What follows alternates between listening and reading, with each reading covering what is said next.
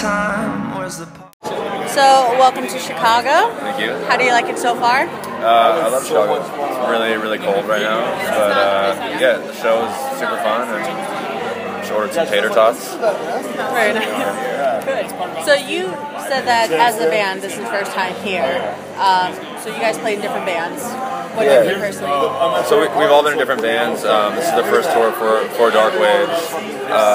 So I haven't been here for a couple of years, but I've always had really good shows here. I played at the Subterranean, I think, last time I was here. Yeah, I mean, I'm just happy to be out on tour, and like we're touring with Brooke Fraser and having her fans. They just always like show up early, and it's like awesome to play to people every night. Very cool. And so let's go way back to when you first started into music. So you grew up in Santa Barbara, correct? Yeah. And what was that like growing up there?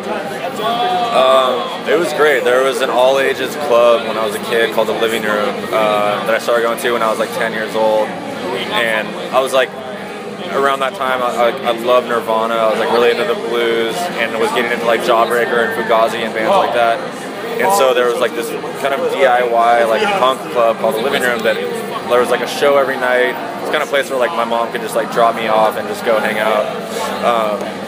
So there was a really good scene when I was a kid, and like some great punk bands that came out of Santa Barbara. So I was like involved in that kind of scene when I was younger and played in punk bands, and it was definitely like very influential on me musically.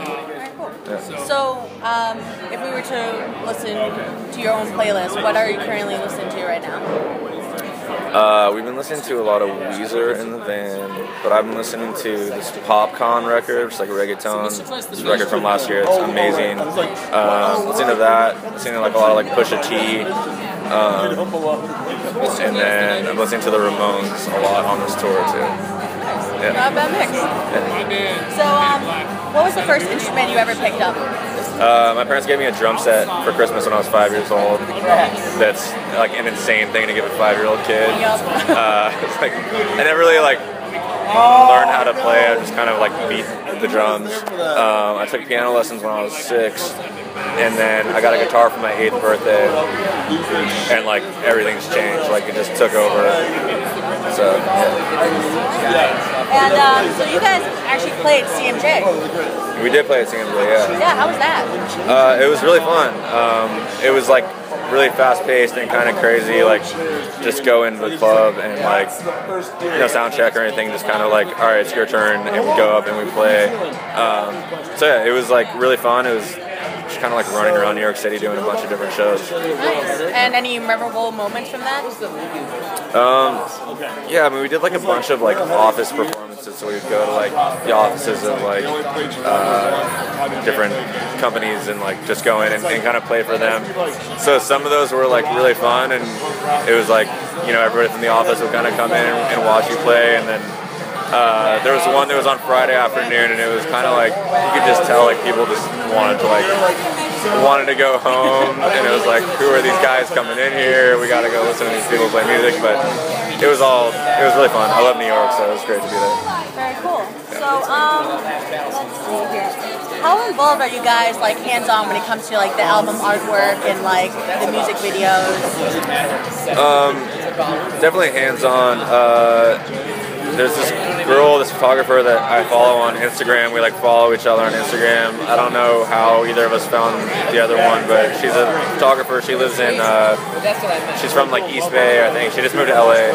Her name's, well, her Instagram name is Muted Fawn, and her name is Nada. Anyway, I just like really liked her photography, and the EP cover is like a white rose. That's one of her photographs. I used another one of her photographs for some of the t-shirt designs. Yeah, and then like music videos, I've worked with like some different directors that definitely had a vision, and it's like, definitely like hands-on, but I'm not a director, so it's like, it's been really fun to like choose people that I trust and respect, and kind of let them take the reins on like some of the creative stuff. So is there a particular reason why you chose the white rose for the album or the EP? I mean, no, there's no like deep reason. I don't know, I thought it was a beautiful photo, and I don't know, just thought it was like, yeah, beautiful and really bright white rose with like a pitch black background. People ask me about like, oh, thank you so much for this. Alright, well, actually going off of that, so give me one quick sentence. Thank you. Alright, cool. I wish I was there. No, don't worry. Thank you. So, give me one sentence to describe each one of your songs, or the meaning behind each song on the EP. Each song? Yep. So, the first one we have Outsider. One sentence? One sentence. Is it gonna be a run-on sentence? Sure. Outsider is about kind of trying to run away from some problems, moving halfway across the world and realizing that the change has to obviously come from within, and just kind of realizing that kind of wherever I go, there I am. Echo? I grew up in Santa. One sentence. I'm trying to do this in one sentence. Echo is about kind of the scene, like party scene in Santa Barbara, and kind of the time before, like leading up to me moving away from my hometown and just kind of feeling like the emptiness of this. I don't know, just kind of the culture that I was in there. The Heartbeat and the Soul. The Heartbeat, the Soul. Basically about just kind of a soul-crushing, heartbreaking feeling of an ending relationship.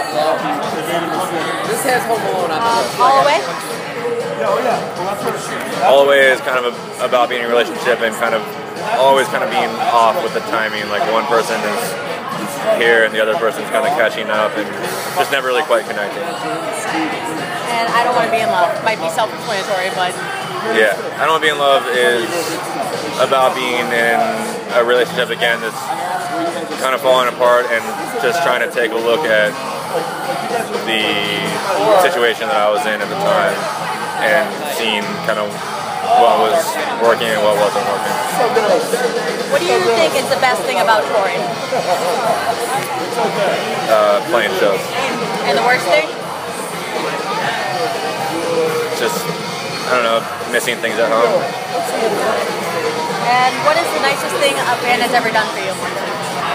This really sweet girl made me a t-shirt in Philadelphia like a week and a half ago. She showed up and like walked up to me out of the crowd and she was like, "Are you Nick?" And she was like, "I made you this shirt." So she pulled out a shirt and it had this image of like two people and then some lyrics from The Heartbeat, the Soul. That was like so sweet. Yeah. Yeah. So yeah. So, even though we're in winter, what do you guys have planned for the summer? We're doing South by Southwest in March, which is kind of like right after we get home. And then we're playing, we're doing some tours, and then we're playing a bunch of festivals this summer. Nice. And where is home now? Los Angeles. Nice. And anything you want your fans to know? I'm just like really happy to be out here on tour, and I'm really happy that people are connecting with the music. So I'm just grateful for that. Well, thank you so much. Yeah, thank you.